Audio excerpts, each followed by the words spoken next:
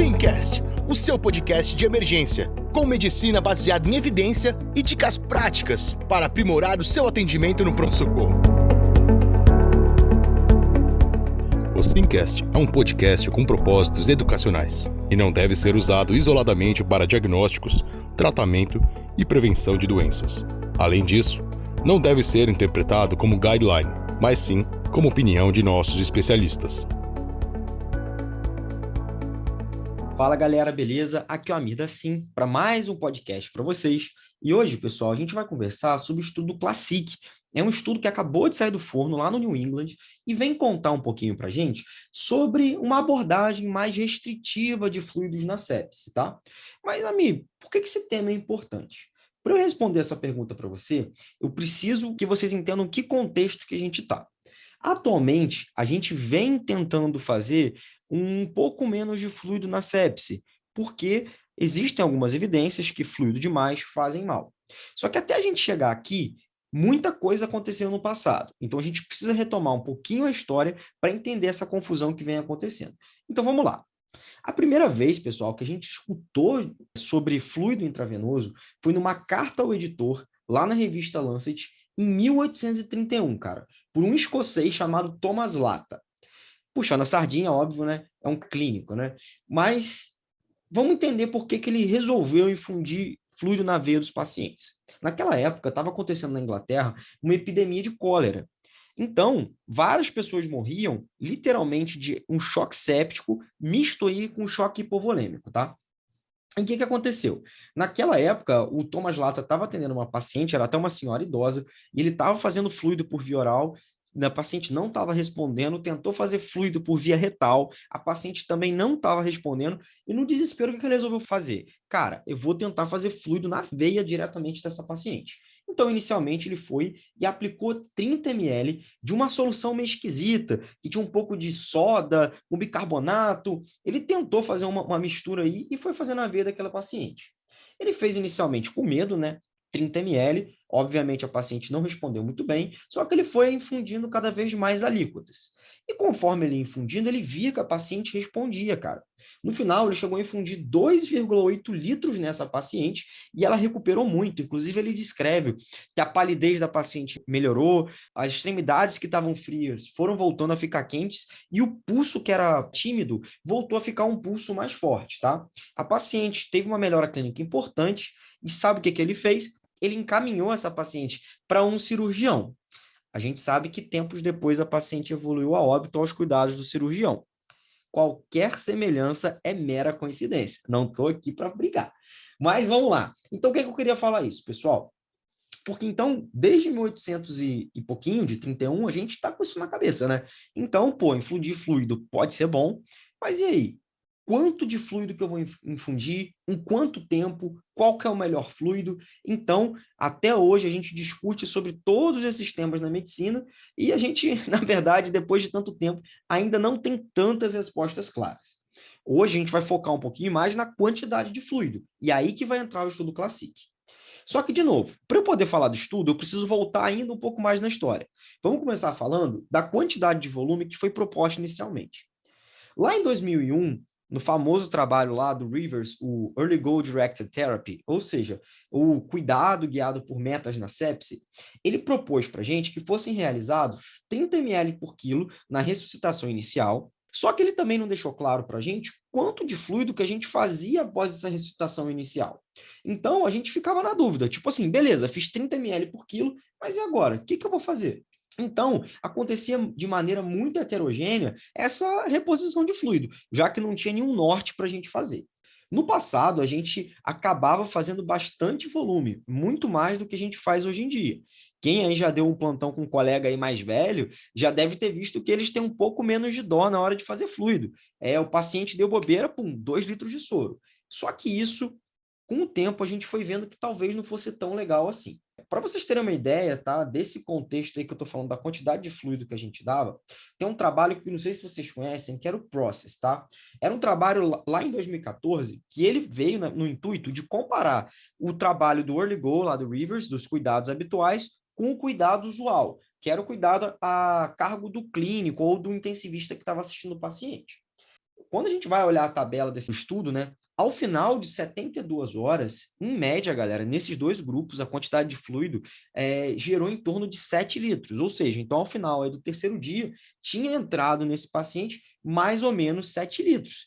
Que só da gente escutar, a gente fica um pouco incomodado, né? Caramba, 7 litros em 3 dias? Caramba, é fluido pra caramba. Será que isso traz algum problema? Alguns trabalhos posteriores começaram a ver que isso poderia estar relacionado ao aumento de mortalidade, de dificuldade de desmame do ventilador e maior estadia na UTI. Alguns trabalhos, só que não tinham um peso tão bom, ou seja, a gente ficava ainda na dúvida. Por isso, começou a surgir uma ideia, uma vertente que sugeria o seguinte: olha, parece que a sepse ela passa por etapas. Parece que a gente passa por uma etapa inicial, onde a gente realmente tem que pesar um pouquinho mais a mão do fluido do paciente. Depois a gente passa para uma fase que a gente chamaria aí de uma otimização, onde a gente só deveria fazer fluido sobre demanda, ou seja, se ainda coubesse fluido no paciente. Depois que o paciente já estava estável, a gente já podia buscar mais um balanço neutro e depois a gente buscar um balanço mais negativo, numa etapa aí de evacuação ou de escalonamento. Por isso a gente vinha nessa vertente do tempo de sepse, a gente ser um pouquinho menos permissivo com o volume e até começar a ressuscitar esse paciente, até que agora, em 2020, saiu na Chest, né, uma meta-análise que jogou um pouco de balde de água fria na gente, porque essa meta-análise não viu muita diferença em ter uma estratégia mais conservadora de fluido para uma estratégia aí mais liberal. Nesse contexto, pessoal, finalmente vai entrar o Classic. O Classic, na verdade, que é esse estudo que a gente vai comentar hoje, ele já vinha sendo proposto lá desde 2014. Ele é um estudo que inicialmente levava em conta umas UTIs lá da Dinamarca e da Finlândia, e os autores queriam tentar ver se era possível a gente tentar fazer uma estratégia mais restritiva, desde lá do passado. Então ele propôs um trabalho inicial com um N menor, que ele só queria propor o seguinte: cara, será que tem problema a gente fazer essa estratégia mais restritiva ou será que vai dar algo de errado? Então, o que ele fez? Ele fez um trabalho randomizado, não cegado, que, de novo, incluiu 9 UTIs lá da Dinamarca e da Finlândia, o qual, inicialmente, foram selecionados 203 pacientes, do quais só 151 entraram na análise final. Tá? Eram todos pacientes com choque séptico, ainda pela definição do surviving antigo, estavam sépticos, né, nas últimas 24 horas e tinham recebido uma ressuscitação inicial de pelo menos 30 ml por quilo. E qual que era a intervenção, né? O grupo que tinha um cuidado mais restritivo, ele só poderia fazer alíquotas adicionais de 250 a 500 ml de volume se ele estivesse com uma hiperperfusão grave, que eles consideraram no estudo como um lactato maior do que 4, uma PAM menor do que 50, mesmo em uso de noradrenalina, se tivessem um Motley score maior do que 2, ou se estivessem oligúricos, no caso menos do que 0,1 ml por quilo, na última hora. Enquanto o cuidado habitual era seguindo as recomendações do Surviving Sepsis da época, que era continuar dando fluido enquanto o paciente for fluido responsivo.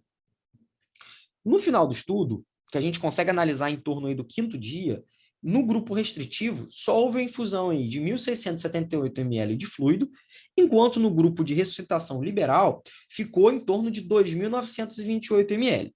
Na conclusão final do estudo, não teve diferença, mas com uma tendência de melhora para o grupo mais restritivo, só que o N realmente era muito pequeno, então realmente era difícil você chegar a algum desfecho duro nessa população. Uma crítica a esse estudo, né, que 36% dos pacientes que eram do grupo restritivo acabaram recebendo um pouquinho mais de fluido fora do contexto do estudo. Mas já trouxe a seguinte ideia para a gente: olha, parece que é seguro a gente fazer um trabalho com esse desenho numa população um pouquinho maior. Agora, finalmente, agora em 2022, no dia 17 de junho, foi publicado o Classic. De novo, um estudo aberto randomizado, só que agora incluindo vários países da Europa, totalizando aí 31 UTIs, que randomizou os pacientes de 2018 até 2021. A população desse estudo foi um pouquinho diferente do Classic inicial, que nessa agora eram pacientes em choque séptico, agora já pela classificação que a gente usa atualmente, que é a do sepsis 3, que foram admitidos na UTI em até 12 horas do screening de choque séptico, que tinham recebido até 1 litro de fluido na ressuscitação inicial dessas primeiras 24 horas. O que era essa quantidade de fluido, né? Eles contavam não só o fluido que foi realizado para a ressuscitação do paciente, mas já levavam em conta hemoderivados, nutrição e até fluido das medicações. E qual que era a intervenção que a gente ia fazer? A gente ia usar aquelas alíquotas de 200 e 500 ml da mesma forma com o critério antigo, que era se o paciente tivesse com uma hipoperfusão grave.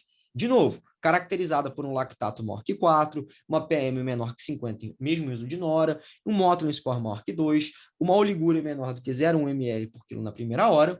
Só que ainda eles botaram alguns outros critérios onde o clínico também estaria autorizado, ou intensivista, ou emergencista, de dar um pouquinho mais de fluido para esse paciente.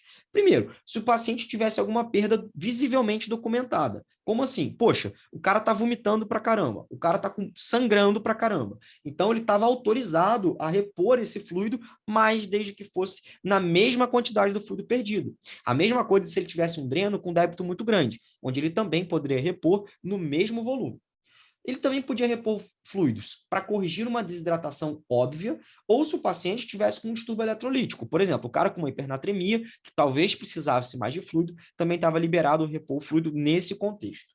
Para fechar, caso o paciente tivesse uma via enteral contraindicado, você podia fazer fluido até completar um limite de 1 litro diário, desde que nesse 1 litro já estivesse contando com fluido de medicação e o somatório da dieta, se ele fosse fazer dieta parenteral. Um detalhe é que dieta enteral ou aporte oral não era restrito no grupo, então quanto à dieta o cara podia comer tranquilo. E no grupo restritivo, o cara podia sim receber diluição das medicações, é óbvio, só que você tinha que concentrar o máximo possível. E o que a gente encontrou aí de resultado, pessoal? A final do primeiro dia, só de fluido, o grupo restritivo recebeu em média 500 ml, enquanto o grupo padrão, cerca de 1.303 ml. Ao final do quinto dia, o grupo restritivo recebeu 1.450, enquanto o grupo padrão recebeu 3.077 ml. Mas você pode perguntar para mim, tudo bem, Ami, isso é realmente a fluido de ressuscitação, mas eu quero saber os fluidos em geral. Então, beleza, vamos lá.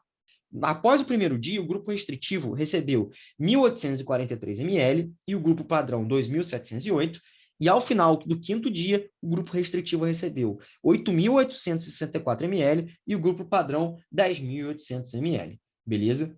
Então, a gente vê aí que realmente foi significativa a diferença de fluido entre um grupo e outro, apesar de que não foi tão grande assim se a gente for parar para ver.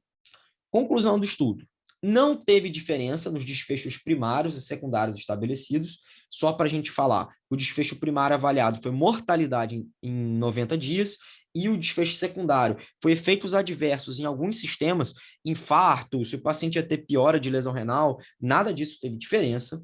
Só que alguma coisa pode ter influenciado no resultado desse estudo. Por exemplo, a maior causa de sepse nesses estudos foi sepse de foco abdominal. Então, o cara pode ter vomitado bastante, ter tido bastante diarreia, o que pode aí demandar um pouquinho mais de fluido no grupo mesmo restritivo. Segunda crítica, né? Os pacientes, eles já entravam, né, nesse estudo, quando a gente vai olhar lá o volume naquelas primeiras horas, que em média foi em torno de 3.000 a 3.200 ml inicialmente. Poxa, o cara já entra com muito fluido de ressuscitação inicial. Então, talvez esse fluido aí, bastante na entrada, faça alguma diferença no cenário restritivo, né? Terceiro, parece que a quantidade de fluido no grupo controle de estratégia liberal parece que também já é pouco fluido, o que segue a tendência atual da gente tentar fazer menos fluido do que fazia no passado. Então, talvez o cuidado habitual já seja fazer menos fluido, por isso que não dá tanta diferença com o cuidado restritivo. E a última crítica é que 21,5% dos pacientes, ou seja, 1/5 dos pacientes do grupo restritivo, quebraram o protocolo e realizaram algum fluido por alguma outra maneira. O que dessa discussão, Ami, eu quero dizer para vocês que eu, Ami, tiro como conclusão. Cara, parece que atualmente a gente já está tendendo a fazer uma estratégia mais restritiva de fluido. Apesar de não ter feito diferença aqui no trabalho, parece ser seguro a gente segurar mais a mão na hora de dar volume desses pacientes. Como as últimas meta-análises não mostraram tanta certeza, ou seja, a qualidade da evidência não é tão boa assim, parece que mais estudos são necessários para a gente poder, no final das contas, bater o martelo se a gente precisa mesmo de uma estratégia tão restritiva ou se a gente pode ser liberal sem problema. Na minha prática diária, eu tendo a ser mais restritivo, visto que, como não há malefício em fazer uma estratégia restritiva. E há possivelmente malefício numa estratégia liberal, eu prefiro ser um pouco mais conservador e eu prefiro deixar meus pacientes mais sequinhos na UTI. Beleza, galera? Então, eu espero que vocês tenham gostado da análise desse estudo. A gente ainda assim vai trazer muito mais trabalhos para vocês acompanharem com a gente aí. Qualquer dúvida, a gente está à disposição. Um forte abraço. Valeu! E você gostou do Simcast? Agora imagina passar um final de semana todo com a gente, aprendendo medicina de emergência na prática. Conheça o Emergência Sob Controle, o curso todo de simulações realísticas e estações práticas para você dominar a sala de emergência.